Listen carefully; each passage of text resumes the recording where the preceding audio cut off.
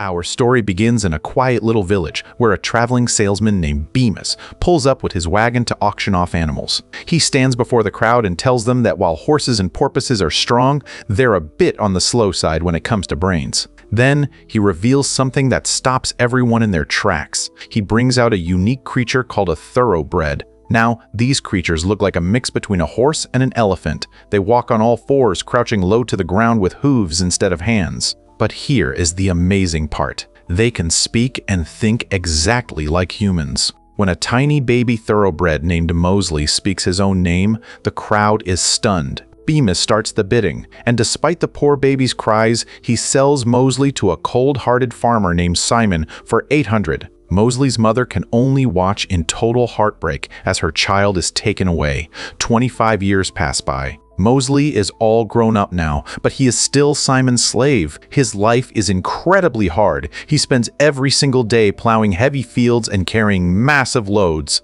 But in all that misery, Mosley has built a little world of his own. He has a wife, Bera, who is pregnant with their second child, and a 5-year-old son named Rue. Mosley tries his best to be strong and hide his pain for his family, especially since Simon doesn't see him as a living being, just a piece of property. One day, Bemis returns to the farm with an old man named Thorfinn Turpin. The Turpins and Mosleys are actually old friends. Bemis gives Simon some greedy advice.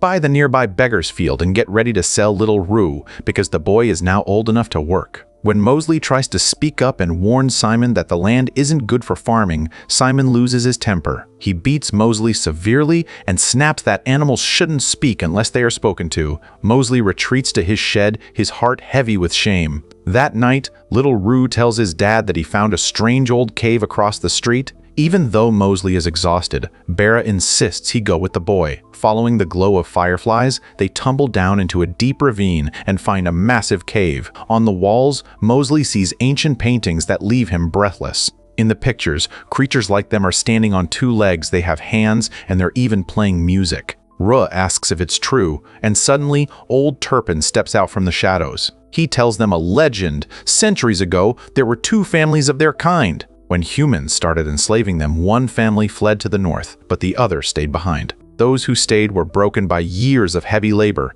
Their backs bent, their hands disappeared, and they started believing they were just animals. But the ones who fled became upright creatures who stand free and proud. Turpin admits it might just be a story to help them survive the pain, but the idea takes root in Mosley's mind. When Mosley finds out that Simon is definitely planning to sell Rue, Bera is devastated. She tells Mosley that only the uprights can save their family now. The next morning, Mosley is out in the field when his plow breaks.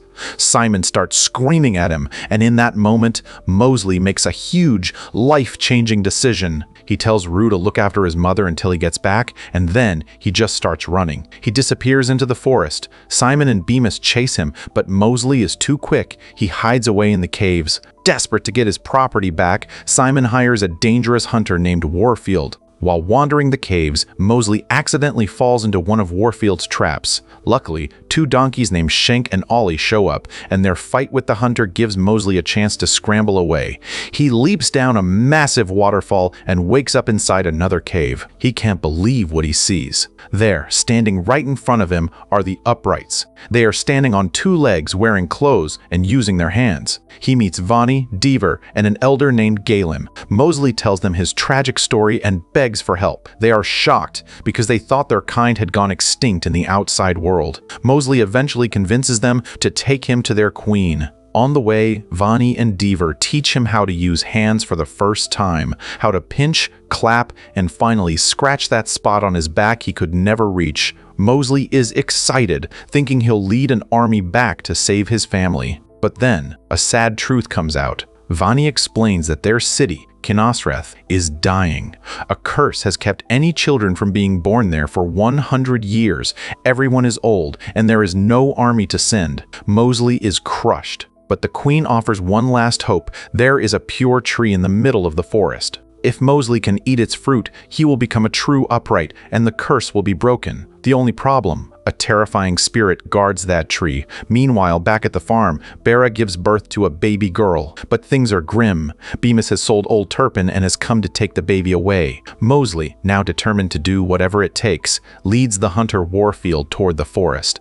A fierce battle breaks out between them. Warfield is much stronger, and Mosely is badly wounded. Just when it looks like the end, thousands of fireflies appear. They lift Mosely up and carry him toward the pure tree. As Warfield tries to catch him, the tree's guardian spirit drags the hunter into the dark shadows of the woods. The wounded Mosely reaches out and eats the fruit. A miracle happens right then and there. His wounds vanish. His bent, tired back straightens out, and his hooves turn into strong hands.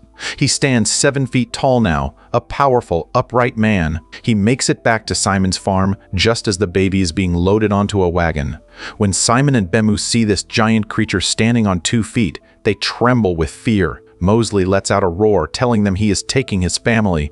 He helps Bera and Rue through the same transformation, and soon the whole family is standing tall on 2 feet. Mosely finally gets to embrace his wife and child with his own hands for the very first time. The elderly uprights from Kinnesreth arrive at the farm to welcome them home. Mosely leads his family back to the secret town, and for the first time in a century, the air is filled with the sound of joy and children's laughter. The town is coming back to life. Mosely spends his days teaching his son everything he's learned, knowing deep down that he was never just an animal. He was always meant to be free. And so, with the help of the fireflies, a family learned to walk with pride, finally taking the burden off their backs.